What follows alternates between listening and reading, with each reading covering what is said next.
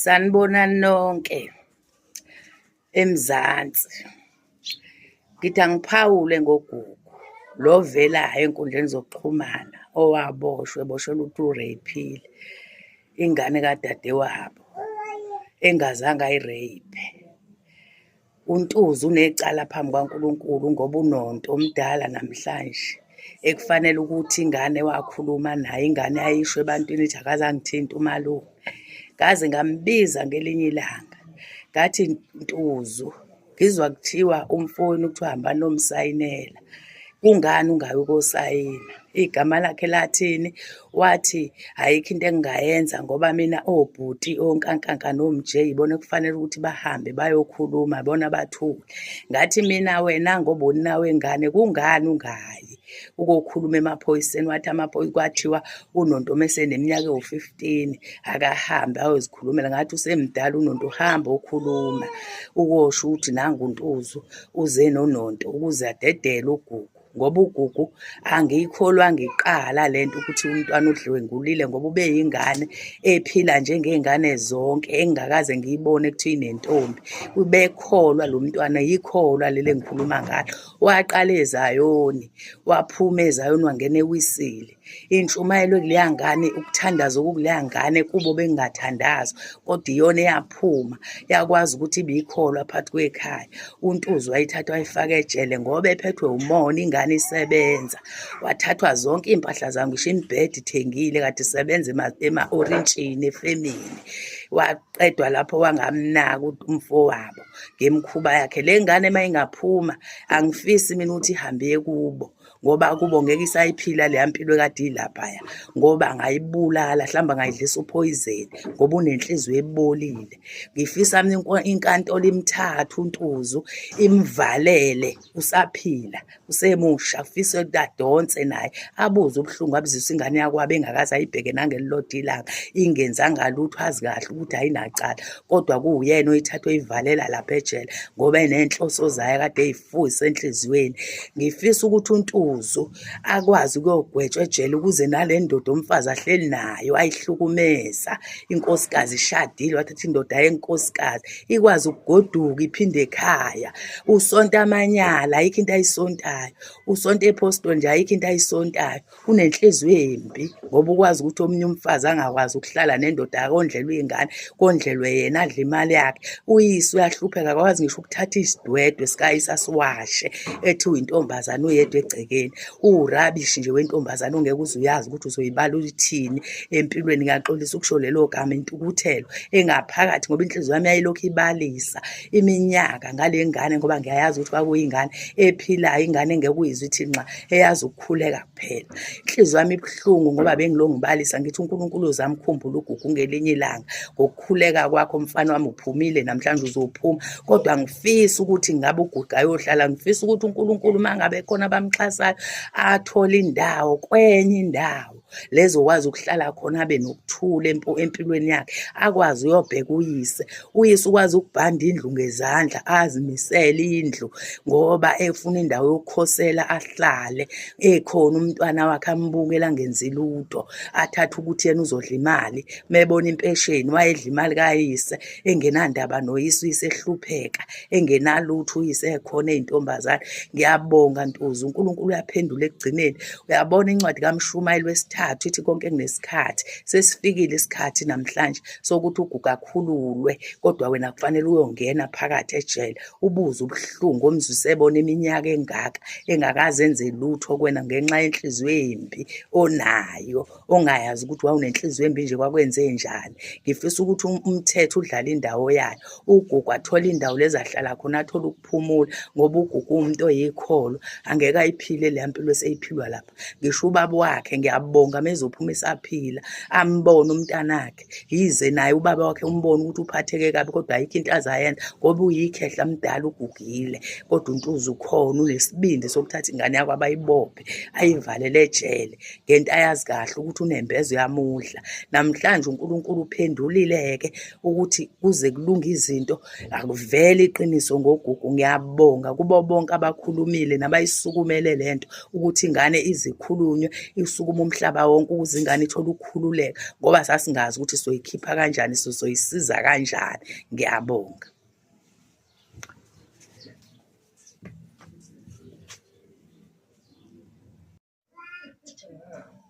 Bengicela ukuthi uba-ke ngami uNonto angathi angathathwa ayobekwa kwenye indawo uma sekhulumile iqiniso umntwana, ngoba akaphephile eMphuzu. Wayena usengabucisha ubufakazi ngale ngane ngoba unenhliziyo embi. Ngiyabonga.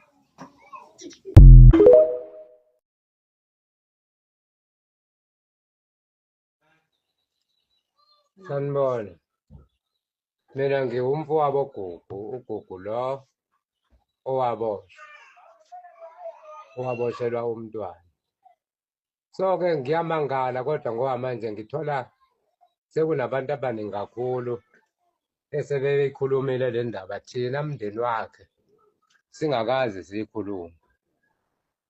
Thina njenganomndeni le nto besisathulile, sisafuna ukuzwa ukuthi kwenzekani, abantu bakhuluma bathini. Kodwa okubalulekile thina esikwaziyo ukuthi uGugu ngeke simphoqe kule nto yenzile noma akayenzanga yini, kodwa okubalulekile siyamdinga ukuthi abuye.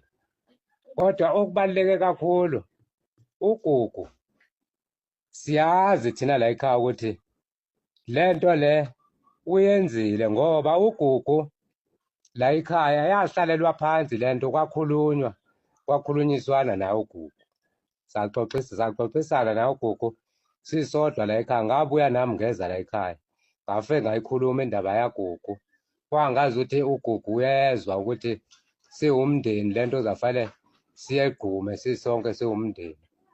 uGugu ahlawule ngalo ndlela azohlawula ngayo.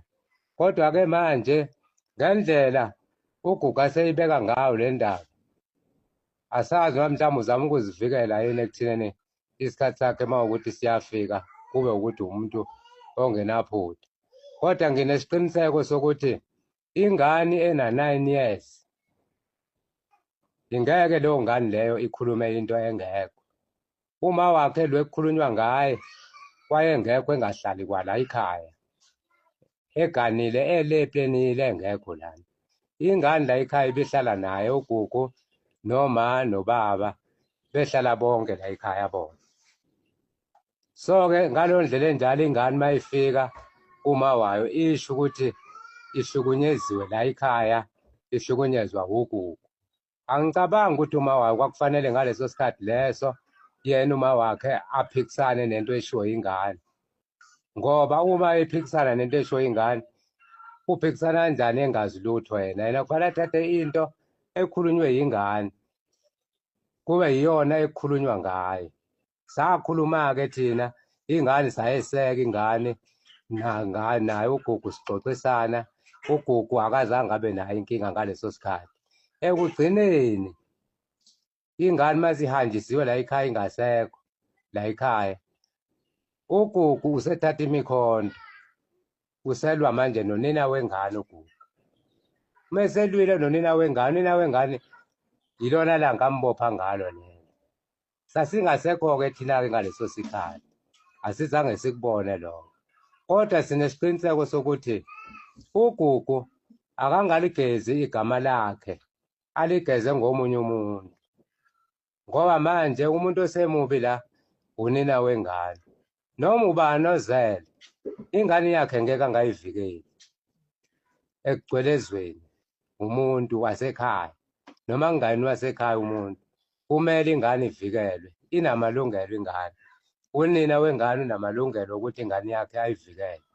Ngiyamangala mina ngoba abantu abaningi sebekhuluma la, abantu engasibona bala ekhaya, futhi abantu abazele ababengekho la ekhaya ngesikhathi yenzeka le nto, behlala emizini yabo. Kukhona nabanye abathi bayakholwa le nto engiyibona ukuthi shothi kwalokukholwa lokhu kuyinto engekho ukuthi umuntu uyakholwa. Kunabantu abangamakholwa la esebevelile khona la bekhuluma into engekho, bethi babize umndeni, bakhuluma nomndeni. Omuphi lo mndeni abawubiza? Ngoba ithini umndeni wala ekhaya esikhona, akekho omunye umuntu owumndeni wala ekhaya. Kwakufanele ngabe phela yithina esibiziwe azokhuluma nathi. Kodwa manje yikholwa leli lithi liwumakhelwane la ekhaya kodwa likhuluma into engekho. Alizange-ke lifikele emndenini lizokhuluma loo nto. Angazi ngempela ukuthi labantu abaningi kangaka abazihlanganisayo nezinto zala ekhaya yingobani? Labantu laba la ekhaya akekho umuntu wake la ekhaya waxabana nomunye lana. Asikaze sixabane la ekhaya thina sodwa. Asikaze solwana sasukela ebuncaneni bethu. Singaka nje asikaze sixabane namuntu. Ugogo simkhonze njengoba sizikhonze thina. Akekho la ekhaya umntwana ozondwayo la ekhaya. Sonke siyinto eyodwa la ekhaya. Sakhuliswa uma nobaba, sazalelwa emshadweni. Kwashadwa la ekhaya. Kuhleliwe namanje sihleli. Asikaze sixabane kwamanje sihleli ndawonye. Kodwa manje ngiyamangala mase kuthiwa kunengxabano ekhona uGugu ukuthi khona umfowabo akaxabana naye. La ekhaya akekho umuntu okaxabane nomuntu la ekhaya. UGugu besimthatha njengomuntu okholwayo, bekholwa uGugu ehamba yonke le ndawo engcwaba benza zonke izinto. uGugu siyamhlonipha kakhulu kwathina besazi ukuthi usimele ngoba besingakholwa. Usimele uGugu yena okwazi ukuthi singcwatshwe nathi ngenxa yethu. USathane wamfikela uGugu, wamfikela phakathi nendawo esikhaleni thina asikwazi ukuthi wamfikela kanjani. Kwenzekani kuyena ngesikhathi eqala nje ukuthatha lesinqumo asithatha. Kodwa hayi ukuthi mhlambe-ke thina ngoba mhlambe singamdingi la ekhaya, thina siyamdinga ukuthi uGugu abuye sizohlala naye, sixoxisane, siphinde siqhubeke siphile njenganomndeni.